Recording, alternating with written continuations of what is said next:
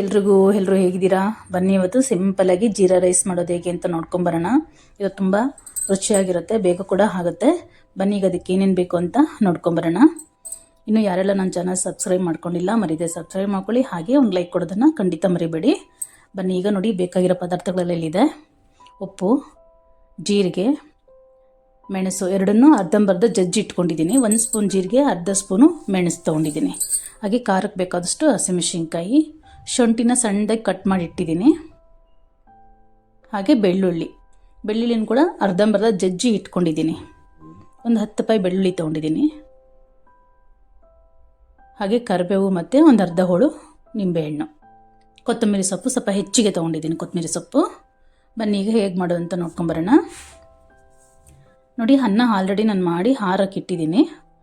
ಬನ್ನಿ ಈಗ ಸ್ಟವ್ ಮೇಲೆ ಬಾಣಲಿ ಇಟ್ಕೊಂಡು ಎಣ್ಣೆ ಮತ್ತು ತುಪ್ಪ ಹಾಕಿ ಕಾಯಕ್ಕಿಟ್ಟಿದ್ದೀನಿ.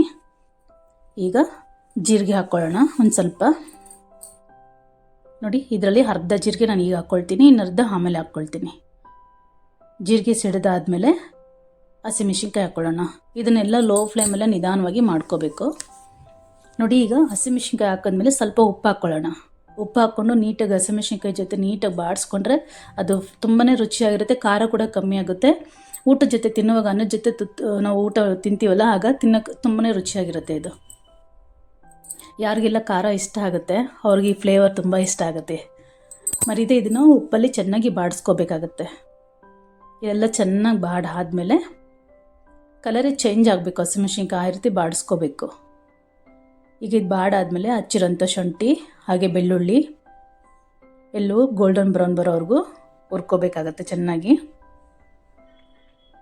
ನಂತರ ಕರಿಬೇವು, ಕೊತ್ತಂಬರಿ ಎಲ್ಲ ಹಾಕ್ಕೊಂಡು ಚೆನ್ನಾಗಿ ಅರ್ಧ ಕೊತ್ತಂಬರಿ ಸೊಪ್ಪಿಗೆ ಹಾಕ್ಕೊಂಡು ಇನ್ನರ್ಧ ಆಮೇಲೆ ಲಾಸ್ಟಲ್ಲಿ ಹಾಕ್ಕೋಬೇಕಾಗತ್ತೆ. ಹಾಗೆ ಜೀರಿಗೆ, ಮೆಣಸು ಎರಡೂ ಹಾಕ್ಕೊಂಡು ಚೆನ್ನಾಗಿ ಬಾಡಿಸ್ಕೊಂಡು ಉಪ್ಪು ಹಾಕ್ಕೊಂಡು ನೀಟಾಗಿ ನಿಧಾನವಾಗಿ ಬಾಡಿಸ್ಕೋಬೇಕಾಗತ್ತೆ. ಈಗ ಅನ್ನ ಹಾರಿದೆಯಲ್ಲ ಅದನ್ನು ಹಾಕ್ಕೊಂಡು ನೀಟಾಗಿ ಮಿಕ್ಸ್ ಮಾಡಿ ಒಂದು 5 ನಿಮಿಷ, ಕೊತ್ತಂಬರಿ ಸೊಪ್ಪಿತ್ತಲ್ಲ ಅದು ಮತ್ತು ನಿಂಬೆಹಣ್ಣು ಎರಡೂ ಹಾಕಿ ಒಂದು 5 ನಿಮಿಷ ಮುಚ್ಚಿಟ್ರೆ ಜೀರಾ ರೈಸ್ ರೆಡಿ ಆಗುತ್ತೆ. ತುಂಬ ರುಚಿಯಾಗಿರುತ್ತೆ. ನೀವು ಕೂಡ ಟ್ರೈ ಮಾಡಿ. ತುಂಬಾ ಸಿಂಪಲ್ಲು, ಬೇಗ ಆಗುತ್ತೆ. ಟೇಸ್ಟ್ ಮಾತ್ರ ತುಂಬಾ ಚೆನ್ನಾಗಿರುತ್ತೆ. ಇದಕ್ಕೆ ಯಾವುದೇ ಥರದ ಸಾಗು ಆಗಲಿ ಸಾಂಬಾರಾಗಲಿ ಬೇಕಾಗಲ್ಲ. ನೀವು ಒಂದ್ಸಲ ಟ್ರೈ ಮಾಡಿ, ಹೇಗಿದೆ ಅಂತ ಮರೀದೆ ಕಮೆಂಟ್ ಮಾಡಿ.